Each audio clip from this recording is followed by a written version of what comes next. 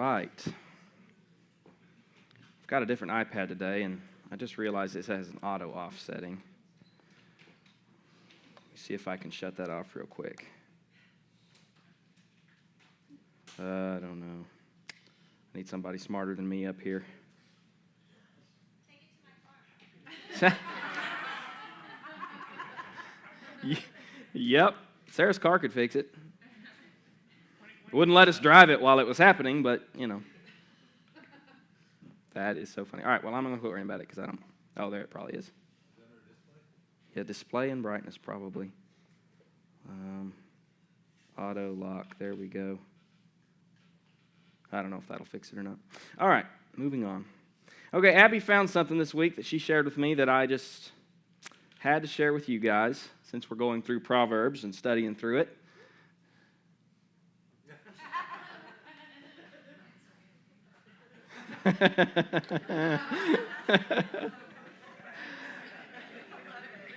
Has anybody had that experience yet? Wait a minute. This fool that keeps getting mentioned.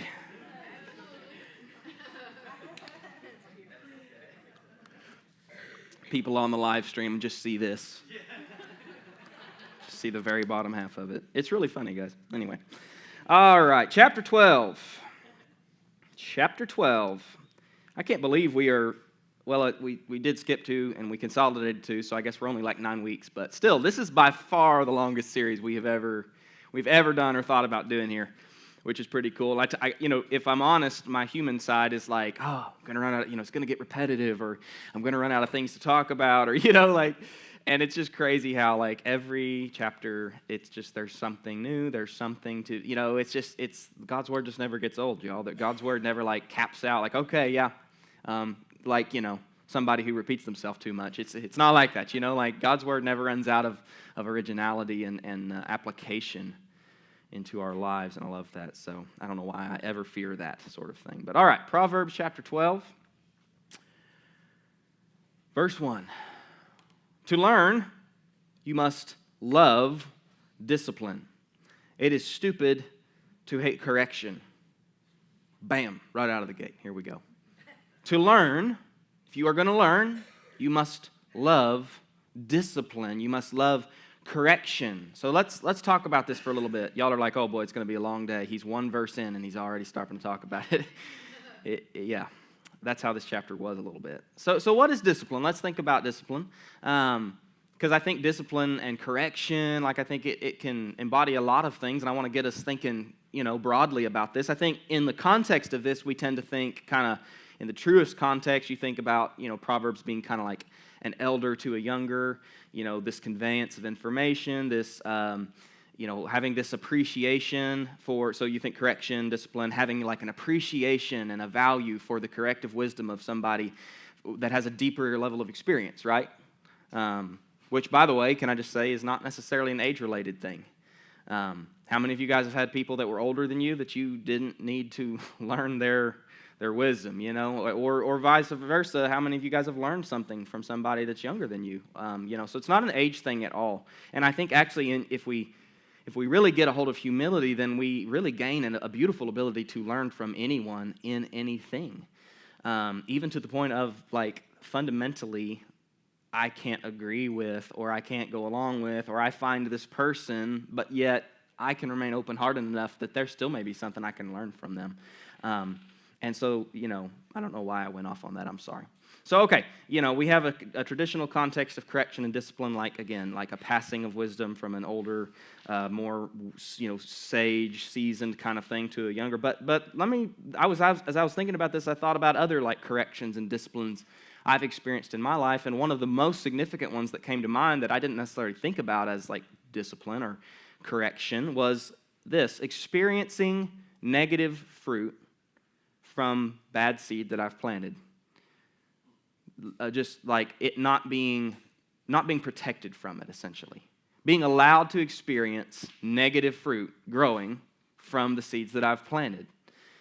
That's one of the most significant forms of, if you will, discipline or correction or transfer of information that I've experienced in my life is in areas of my life, arriving in a place where God didn't protect me and others stopped protecting me from fruit that the seed I put in the ground is just coming up, and now I'm getting to eat of it and go, this is bad fruit. I don't want more of this, right? Like, that is a super powerful, appreciable, like, I want that fruit. I love that fruit. Again, because we're talking here, to learn, we must learn to love discipline. God's conviction on our hearts, how many of you guys have, you've gone through something, thought you were right about it, felt God's conviction, known that you were no longer right about it, that's a form of correction and discipline, right? So anyway, I'm not trying to hang up here for too long. I'm just trying to get us thinking on, what is, in our lives, where's the hat, if you will, of correction or discipline. And so what this is saying is that if we want to learn, grow, succeed, heal, move forward, fill in the blank. If we want that, then we have got to allow God to develop in us a taste for correction and discipline and the things in our life that wear that hat. And how many of you guys know it's an acquired taste? It's an acquired taste. But what I have discovered is that we begin to discover that taste coming into being when we stop trying to bend reality. Y'all hear me talk about this a lot. When we stop trying to bend reality to align it with what we want reality to be, and we start embracing what God allows it to be. What God allows it to be. And what I mean by that is, sometimes it's really hard to see this, but when we find ourselves, I think Ross was saying this to me the other day, actually, in some form or fashion, but when something happens, fundamentally God allowed it to happen. Even down to, we have free will and people can choose to do things that aren't right and stuff, but fundamentally, even if you want to get technical here, go back further, God allowed us free will. So fundamentally, what happens in our life, the realities that we find ourselves in, even when they're negative ones, are something that God has allowed to be reality in our life. And I spend a lot of time trying to bend reality to my will, to what I want or maybe even feel that I need it to be.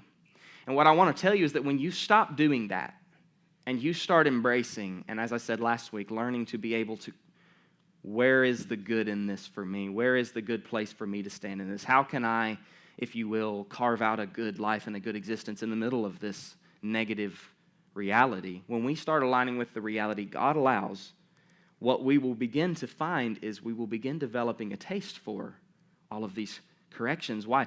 Because they save you. And so you start looking in your rearview mirror. Some of you guys may have experienced this. You start looking in your rearview mirror and you see that correction, that discipline of whatever type that I've just laid out, it refined me.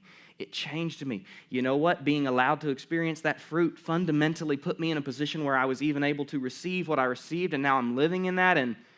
And so we begin to develop a taste for something that isn't inherently a pleasant experience. And it really can get very deep there to the point that something bad starts happening. I've seen this reaction in others. Something bad starts happening, and it's literally what does God have for me in this? That becomes the new mode of the new approach, and I mean, that is a beautiful place, because now, back to our proverb here, we're learning, we're growing. A really good example of this that I'll hit real quick, and then I'll quit belaboring this, is some of you guys might remember some time ago, I went in to get an IV, a vitamin immune booster drip thing, because I was just sick, constantly, and could not seem to get over. And so I went in to have that, and it was just a bad experience. They missed the vein, and my arm ballooned up, and it was just I think it actually started a little bit of a phobia for me. And so some of you guys remember this. Well, so I had a bad experience. I didn't go back. I didn't, of course, get the treatment. Abby went and, did it and went through that, and then reported afterwards, I just woke up with so much more energy. I just felt so much better, it really made a radical change, right? And so here's the thing. While no one enjoys the process, Abby experienced results that brought new life and vitality and a changed reality in such a way that she developed a taste for, she developed a positive relationship with something that isn't inherently enjoyable. And so, guys, that's what this is talking about. To learn, you must love discipline. And I think I've laid all this out. I just want to encourage you guys to, when you feel corrective, whether it be, whatever it might be, when you feel like correction is just like negative, I just challenge you there that there's a big area for you to grow there. Because when you get in the right space where you're going to begin walking in the kind of freedom God has for you, it won't feel that way. You'll look back on things like correction, and I think there's somewhere in Proverbs that it says something to the tune of like a wise person appreciates a rebuke, where a fool can't. Something major paraphrase there, but this is the heart behind that, and it's important. So all right, moving on. Sorry. Verse 2. The Lord approves of those who are good, but he condemns those who plan wickedness. Wickedness never brings stability. Oh, mama. Wickedness never brings stability, but the godly have deep roots. And y'all just got to stare at that for a second. There's a lot there. I got to comment on this. So when I read this, it was really funny. Abby was in the other room, and she, of course, loves plants, and she reads books on plants, and she's reading a book about trees. So when I read this, I was like, oh, I got a tree thing here. So I started asking questions, and this gave me some fantastic, stuff to work with. What do roots do? And I mean, I know all plants have roots, but I'm going to be talking today like a tree. What do roots do? I'm sure they do a ton of things. Two major things that I thought of that they do. One, they hold the tree or the plant, they hold it upright. In high winds, in volatile weather, they hold the tree upright. They allow it to remain upright, stable. Number two, they also tap into reserves of water and nutrients to help the tree survive dry seasons. We love planting trees at our house. We don't have a lot of them. And so we've planted quite a few trees at our house. And one thing we've kind of noticed is it's like if you can get them through the first year, if you can't get them through that first year, they don't get that, if they can't get that root system, it's like, I can't endlessly take a bucket of water out and water the trees. It's like when we've gotten our trees past that first year, their roots have gotten down deep enough that they're down past the ever-changing moisture levels of that upper level of soil. And so they're tapped into something deeper and more, let's say, there's longevity in it, there's stability, right? I think y'all can maybe picture where I'm going with some of this. But in that first year, they don't, if they can't, they need that help. And so root systems do those two things. They hold a tree upright, and they tap into reserves of water and nutrients to help the tree survive dry seasons. Both of these things involve helping the tree maintain its livelihood through difficult times. I'm sure you can see that that's where I'm going with this. In this, the root system is the life of the tree. We see the tree, the bark, the leaves, the beauty, all of that, but we don't see the root system. But the root system is the life of the tree. It defines the quality, it sustains it, it establishes, it nourishes, it holds the tree in place. Its root system is what defines it. Which y'all might notice here, this is kind of sounding like what we've said in like the condition of our hearts, right? Our life, the course of our life is established and determined by the condition of our hearts. The condition of a tree is defined by the quality of its root system, right? And I liked this, Abby said this one, its growth. The growth of the tree cannot exceed the growth of its root system. If it outgrows its root system, it now outgrows its anchor. It outgrows its ability to obtain nourishment and sustain itself. So the root system is what's important, right? If a tree has a good root system, it's in good shape. This is good, guys. So, what does this tell us? What this tells us, again, drawing from this verse here, what this tells us is, hey, focus on the roots. Focus on what grows deep, healthy roots. Don't hunger for a big tree. Don't judge things by the tree. Look at the roots. Grow good roots. I've said this before. Grow a healthy foundation. Everything else stands on it. Engage in activities that develop healthy roots. Surround yourself with people that help you grow healthy roots. You get what I'm saying? And you know something? Tying back to what I said earlier about discipline and us having an appreciation for it. If our hearts truly hunger for healthy roots, we will love and appreciate that which grows them, right? And I love this. How many, which, correction, discipline. How many of you guys have heard that, wind helps a tree grow a better root system because it'll make it? Well, I've always heard that too. I asked Abby about it. I'm sorry that you're in here, Abby. You're just getting made the self-proclaimed expert on all of these things. But anyway, I shot that to Abby because here lately, as I shared with you last week, I've been uncovering a number of things in my life that I've just believed that, like the Lake Dardanelle shoreline thing.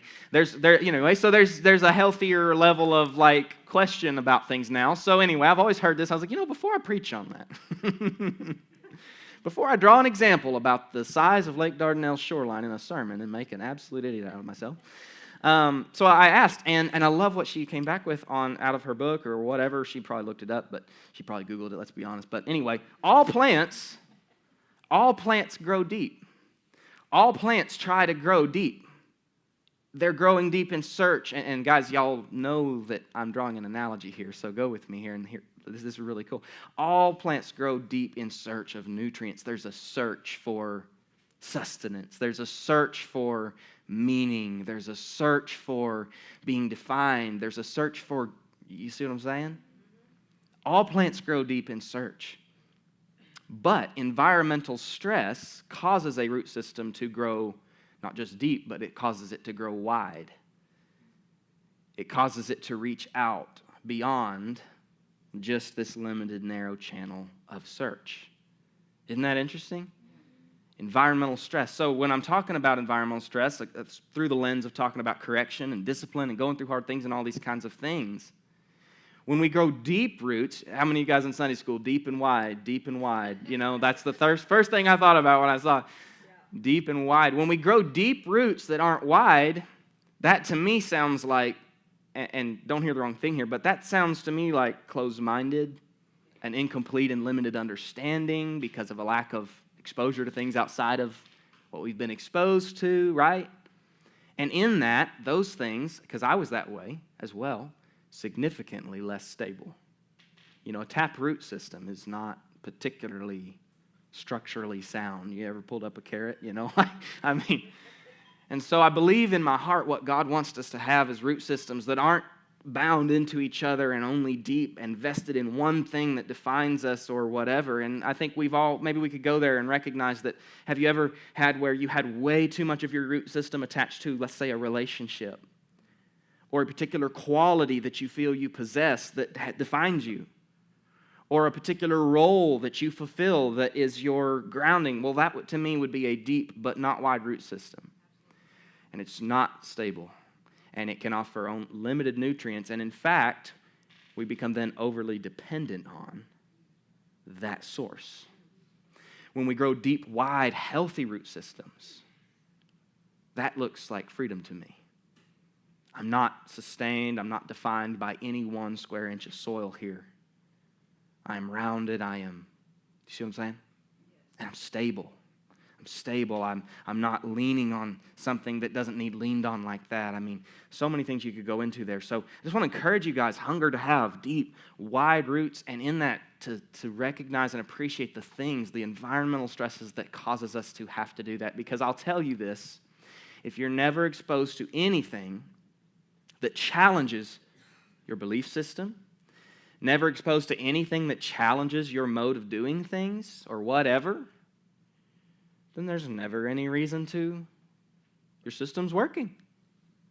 Your system works. And a lot of us have experienced a system or a way of believing or, and I'm talking about internally here. A lot of us have lived something that worked fine in our minds until it didn't. And it didn't sustain us through dry seasons. It couldn't. And it didn't stand us upright during the storm. And hence the need for those environmental stressors that God will very lovingly and correctively discipline us with and bring our way. He will allow our root system to be exposed for what it is. He will allow that pocket of, in love, could he just miraculously make that 3 inches of dirt just always be overflowing with abundance enough that you never had to go beyond it? Sure, but he wants more from you than that. Or from you. He wants more for you than that.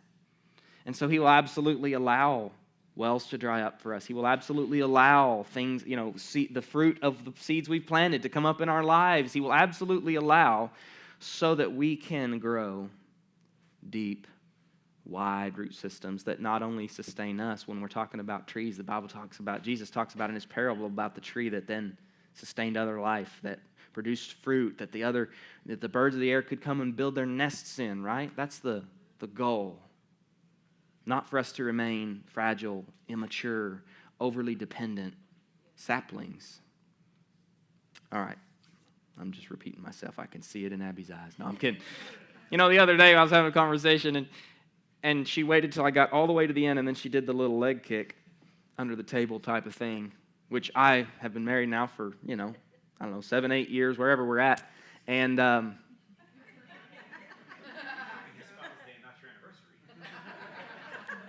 hey, no comment.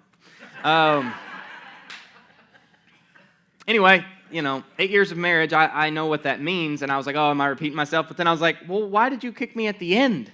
You let it all happen, and then you informed me. You got to do this. Yeah, all right, sorry.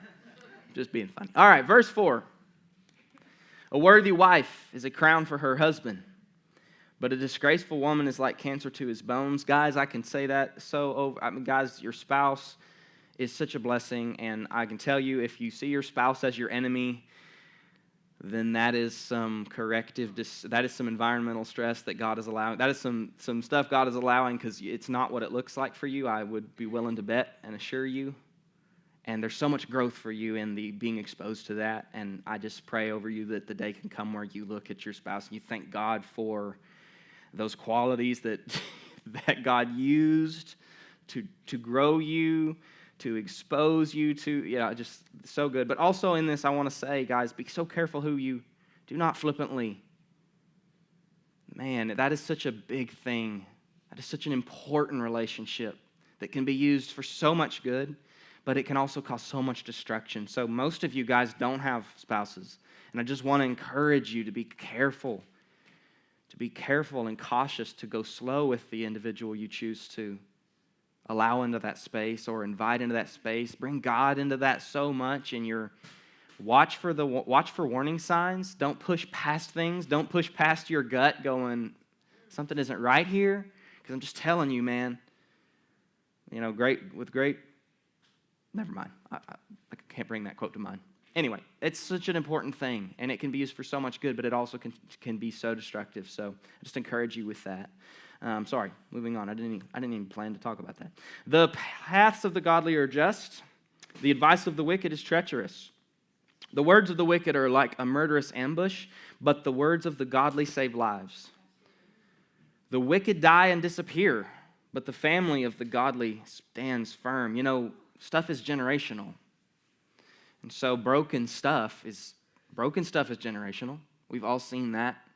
And it defines the next generation, who then have to, and if there's never something that interrupts it, that brokenness just keeps causing hurt and pain and more problems and more trauma and more, and on it goes, But by the same token, what an amazing blessing we have before us, that the same is true of the healing and the health and the growth and the change. As we engage with this process, then we're able to then provide to the next generation and the next generation a stability, a permission, that security based in love we talked about last week, we're going to talk about again today. We're able to then extend that to them, and they get to now grow up or have a relationship with a different reality that they, and that's so beautiful. And just such an inspiration for us to do this work in our lives so that we can be the start of that generational blessing. A sensible person wins admiration, but a warped mind is despised.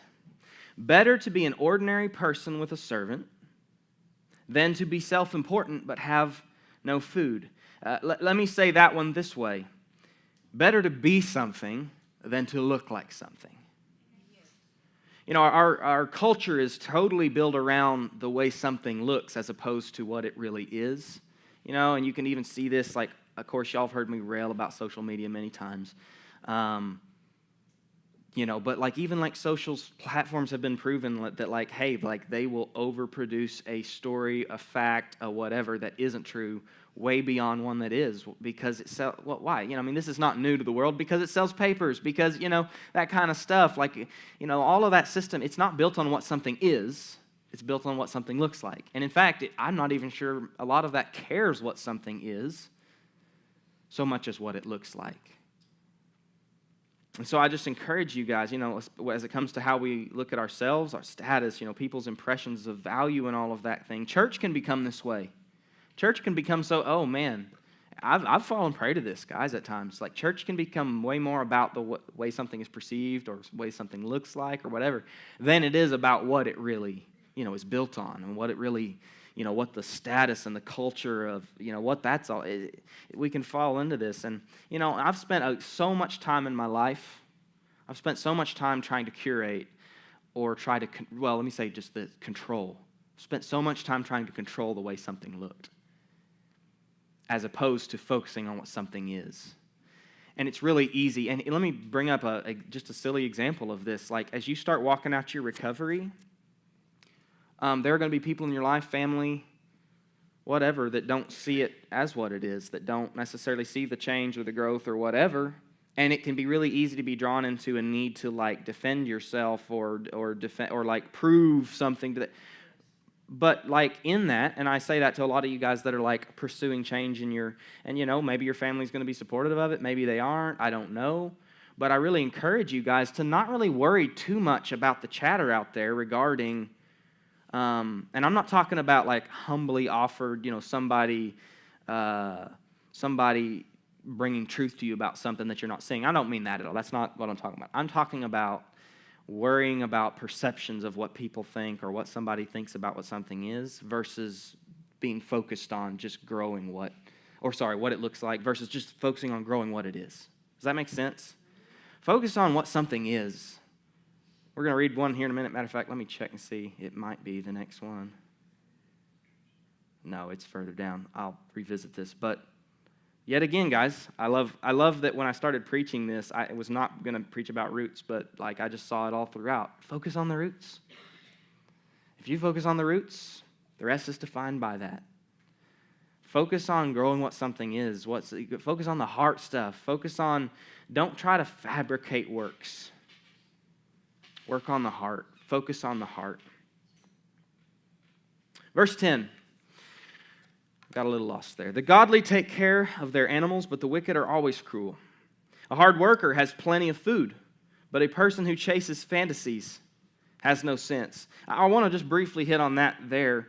There's a tendency we kind of have to look for the lottery option and stuff to kind of like, there's so many, especially I've seen this with stepping out and starting your life and like there's always these, well, I could go do this and make a bunch of money or this or that. There's always kind of these lottery options and a lot of pressure on finding the right, But something I've kind of realized and learned in life is that the really good stuff in life is found in not so much where you cultivate, but how you cultivate.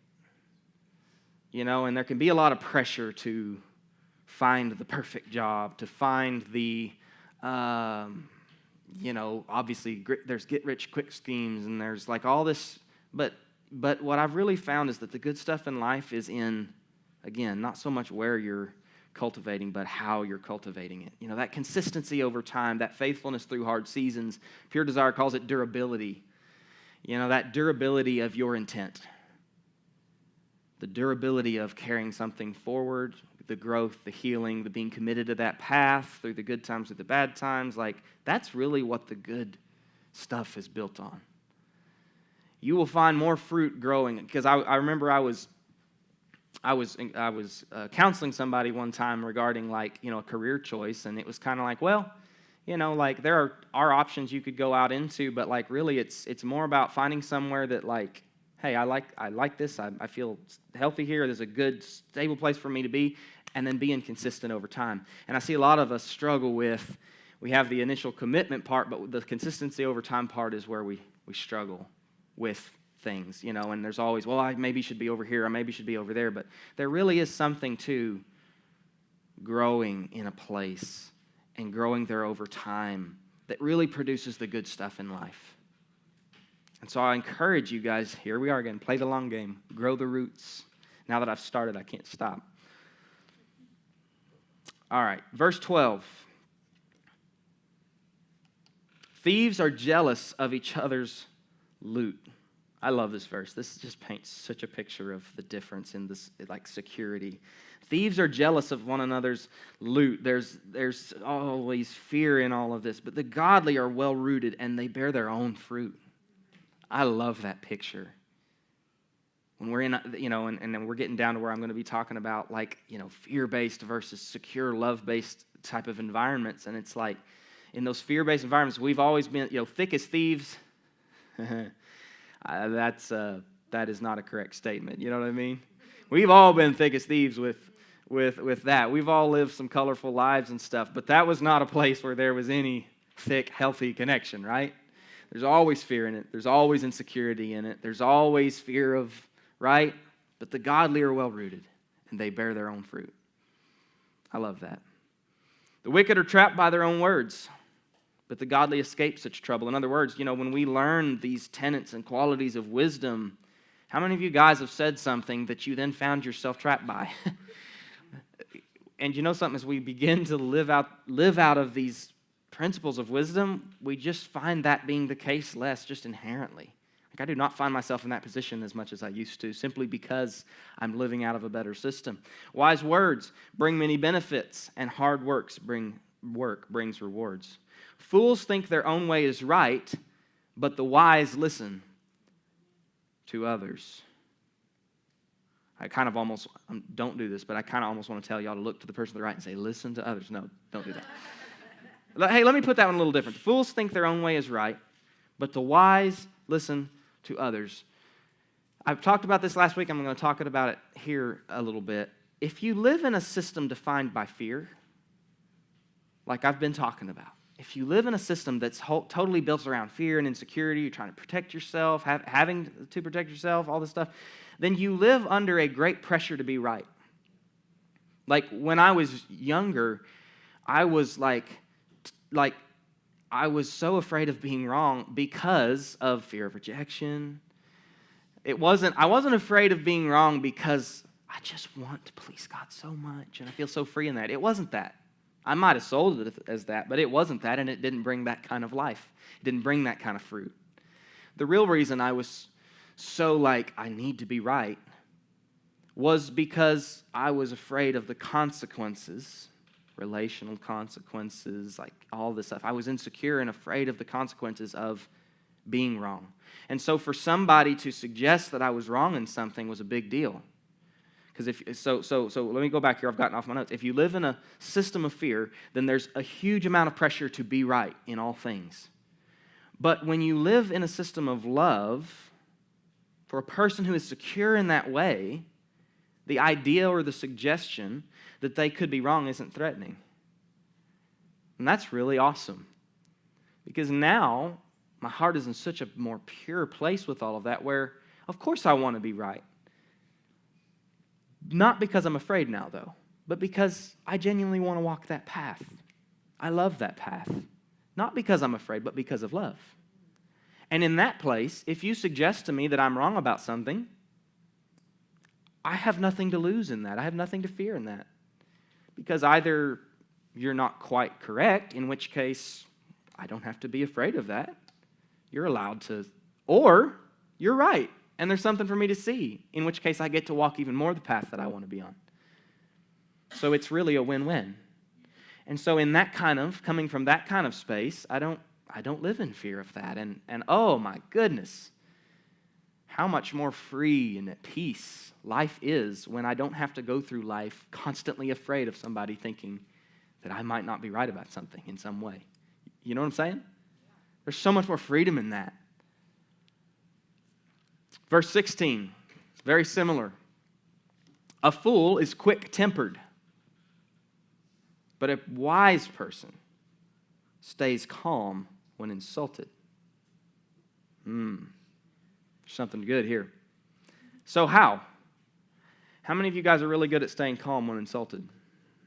A few hands? Good for you guys. A lot of us have some work to do. So how does a wise person stay calm when insulted? Well, I want to suggest what pretty much I've been saying. I want to go all the way back to parts awareness. I've preached on parts before and IFS and that kind of stuff. We've done groups on it, which I don't want to get all lost in that, but like being able to approach our parts that are coming in with anger, trying to protect us, parts that are feeling afraid, parts that are all these different parts. And so often the church mode is that we are combative with parts that we have labeled as bad. Let's take anger. Anger's bad.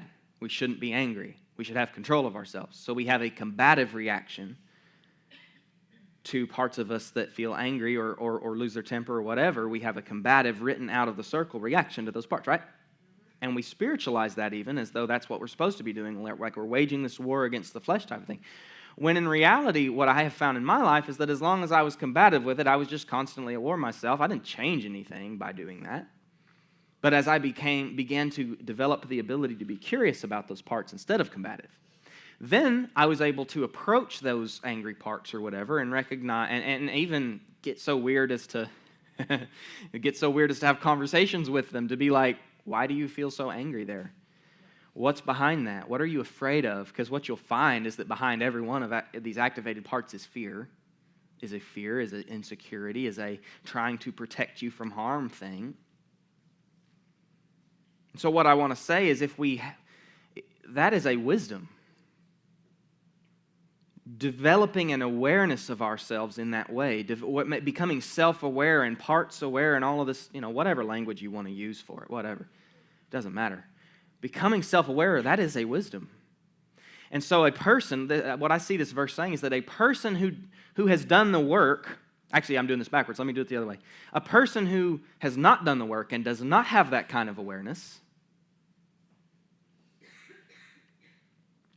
lives as a slave to their feelings. Have any of you guys ever felt like you live as a slave to your feelings? I have lived most of my life as an absolute slave, in complete bondage to whatever I was feeling at the time. If I felt angry, then I lived out of it. If I felt hurt, I reacted out of it. If I felt on, and just whatever emotion was in the driver's seat at any given time. And so when we don't have that kind of wisdom that I'm talking about, this self-aware thing, which comes from having done a lot of work, by the way. We don't just one day wake up self-aware. But so if we don't have that, we live as a slave to our feelings, and so we react. When insulted, we don't have the ability to overlook an offense. We don't have the ability to remain calm, which, can I say, calmness is... How many of you guys have fabricated calmness in an activated conversation? There ain't no calm in here whatsoever. But you're trying to fabricate it, and actually, and the more successful you are at it, you actually feel like you've got better control. But can I say that that's fake control? That's not real control. In here, the person who can control this, James talks about the person that can control his tongue. Let me say that. The person who can control his tongue is perfect, and he has got total control of himself, basically, to ad-lib that. Why? Because from the overflow of the heart, the mouth speaks. And if you have the ability to control what's coming out of your mouth, then you have some things right deep in here. Okay? So let me say, fabricated fruit is not what God is after in our lives. I'm not saying, that is not me giving you a license that if you're not controlling here, to not bother trying to be in control out here. I'm not saying that. But we're speaking of what the goal is here. Okay? Right? And so, all right, I've gone afield there, and my screen is locked out, so let's get back to the notes here. So someone without that kind of wisdom lives as a slave to their feelings, react, they get activated. By contrast, a wise person, someone who has done the work to possess that type of wisdom, to have a deep, God-inspired understanding, because can I just say, only God can lead you into an understanding of your heart at that level. Someone who's done the work to dig into their heart, to approach parts with grace and learn about the fears behind them and heal the wounds and all of that we talk about all the time. Somebody who has done that and possesses that kind of wisdom can remain grounded, cannot act and live out of fear. So in other words, I'll tell you what, how about I make this simple? If deep in my heart I really believe I really have a fear and an insecurity that I'm an idiot and being smart and being successful and always being seen as wise and all of that. If that's really an important thing to me, because I fear not being that, because for some reason growing up that was such a thing and it became I'm always going to be a person who knows, and if that's a thing and you say you're an idiot, let's just make this really simple. If I'm living on that big pile of garbage, what's going to happen? That big pile of garbage is going to come flying out of me towards you. If I heal all of that and I come to a place where I am at enough peace with myself that I don't feel the need to know everything about everything, and I don't necessarily need to be the person who is wise and sage and gives advice to every situation or whatever, and I'm not living on that pile of garbage anymore. I'm standing on stable, solid ground, and you come up and say, you're an idiot. I can do so many things because I'm calm in here. I'm calm in here. And so I can say, maybe, probably, in some ways, and I can be okay with that, and I can be genuinely at peace. And then, guys, take that, and now to the fork in the road, and where the left used to be taken, now the right's been taken. And then look at your life and the thousands of interactions and the thousands of things that happen. Guys, the ways that this can change our life and experience is insane. Because you know what? I take the left fork in the road, and now I'm activated. Now I'm doing something else over here that's another fork in the road, and just negative to negative to negative to negative. And y'all, we've lived out of a lot of that, right? And now there's pain and pressure that needs... even to that's where addictions ends up, because there's now pain and pressure that there's no way out of, that just ends up needing Medicaid. Now you go this route, and life gives birth to life because I'm in a totally different situation now coming out of that conversation. I'm not activated, so now the next thing that hits me, I'm in a completely different place to deal with. Do y'all see what I'm getting at? I mean, this is huge, y'all. This is freedom. This is what Jesus came to provide us, and it starts from the very core of our being and all of those piles of trash that can exist in there, and Jesus' desire to heal our hearts and lead us into a path of freedom that looks like this. Again, not a path of fabricated works, but a path of genuine, authentic condition. A condition of our heart that defines the course of our life. That tied together better than expected. All right. Verse 17. An honest witness tells the truth. A false witness tells lies. That one seems kind of obvious, but I don't know. Maybe he's got something deeper there that I don't see. Some people make cutting remarks, but the words of the wise bring healing. Truthful words stand the test of time, but lies are soon exposed. Guys, can I just tell you something? The truth always wins out. And guys, when we truly believe that, what confidence comes from that understanding? When we don't feel the need to get sucked into, when we can know in our hearts that what, and I said this earlier, this was the verse I was referencing or looking to see if I was sitting on top of yet. When we know in our hearts, and I'm not saying being deceived and being in denial, because we can know in our hearts something that isn't true, but when God leads us to a place where we're sitting on something, the truth does not have to be defended in the way that we often feel the need to defend things that we're insecure about.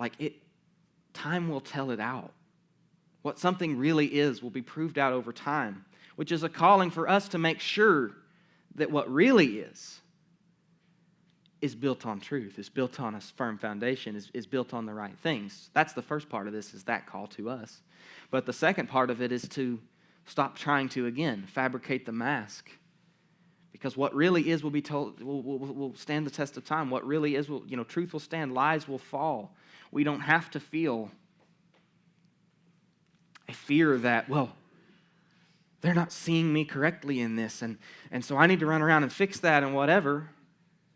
Either they are seeing you correctly, which will come out over time and to your benefit, or if they're seeing you incorrectly, you don't have to worry about proving that out necessarily, because time will make it known. And that's why I think where you see Jesus, walking in this incredible level of inner calm around so much like accusation from the Pharisees, activation on their parts. You got people saying, hey, this dude's possessed by a demon. And you don't, is Jesus like, no, I'm not. You don't see that, Because guess what?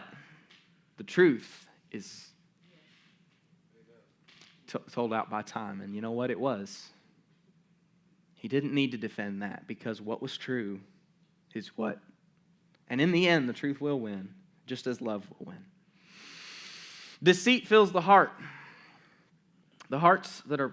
Deceit fills hearts that are plotting evil, but joy fills hearts that are planning peace. I didn't stop to talk on that one, but guys, that's joy fills hearts that are planning peace.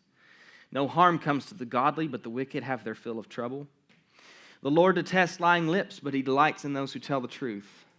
The wise don't make a show of their knowledge, but fools broadcast their foolishness. It's kind of what I was just saying about Jesus, you know. In an effort to try to, to self-protect and control situations, we always end up, I could say this one way that it wouldn't be appropriate from the stage. We always end up showing something. We always end up broadcasting our foolishness, you know what I mean? In our attempts to control and all of that stuff, we just end up looking like idiots. Whereas when we really get the peace I'm talking about in here, there's no great need to go out and broadcast and prove yourself right. There's just not that. So there's a peace in that, and there's a security in it. And can I just say this, because this is, of course, again, parts, being activated and fearful versus being secure and everything. But you know something? I was thinking about it when I was looking at this fear. When we live out of fear and we're trying to control things, what happens? We make a mess of it. And about half the time, maybe even 100% of the time, we end up reaping the very messy thing that you end up thinking I am an idiot. I reap the very thing I'm trying to avoid. And so we make messes, and then in that there's a shame.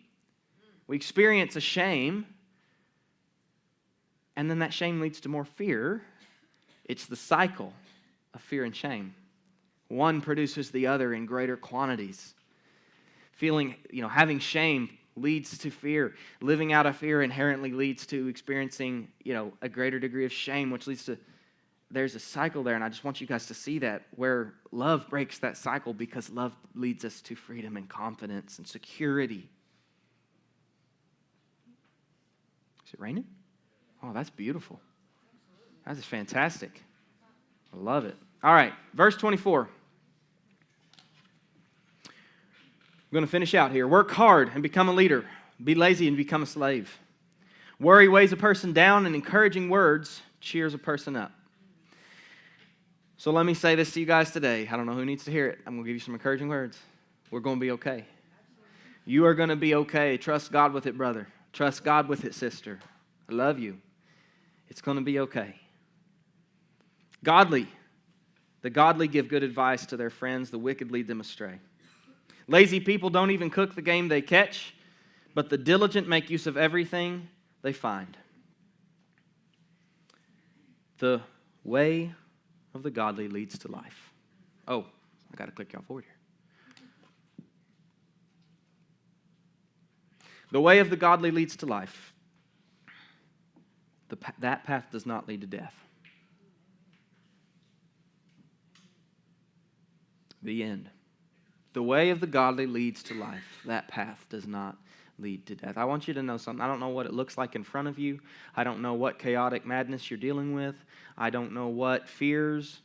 I want you to know one thing you can know, though. If you choose to walk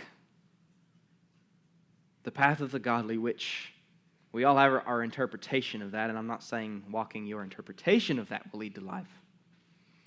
But if you allow and you seek the humility for God to begin to develop in you a hunger for the right things, for God to be able to correct you and if you begin to give Him the license and the permission to correct you in any area of your life, if you begin to try to align with reality, to embrace what God brings to pass rather than constantly trying to maintain control of your life, if you walk the path of the godly, I want to encourage you, it will not lead in death for you. It will not lead you to a bitter end. What I also will say, it's not said here, but the inverse of that is true. The path, any other path that we take, the path of our interpretation of what is godly and right that isn't necessarily in alignment with God's truth. The path of trying to maintain control, that will lead to so many forms of death in your life. So choose wisdom. Choose life, value humility and understanding. Love discipline, love righteousness. Value humility. Oh, I already said that. If you'll bow your heads with me. God, I thank you. God, I first of all thank you that things aren't what they might seem to be. I thank you that your love is so real and so deep. I thank you that you're not looking for something from us, you're looking for something for us, God. I thank you for your heart. I pray that you'd help us all to come into alignment with it, or I should say a better alignment with it, a purer, a truer alignment with it, God. I pray that, God, we could embrace the life that you, or the reality that you allow us to be in the middle of in any given moment. I pray that we trust you with it. I pray that you would bring us into all of the things we're talking about, that you'd bring us into a security that is based in an internal realization of your love for us, God. That we don't have anything to fear, that we don't have anything to prove, that we can embrace, God, that we could embrace what you say we are. That song that Sarah sang, God, you say. God, let us believe what you say we are. I pray that you'd set us free, God. I pray that you would grant us wisdom, that you'd grow in us a taste for the things that develop this life inside of us, that you'd lead us not into temptation, but deliver us from evil, that you would, Lord, lead us along straight paths. In Jesus' name, amen. I'll see you guys this evening, or some of you. 6 o'clock.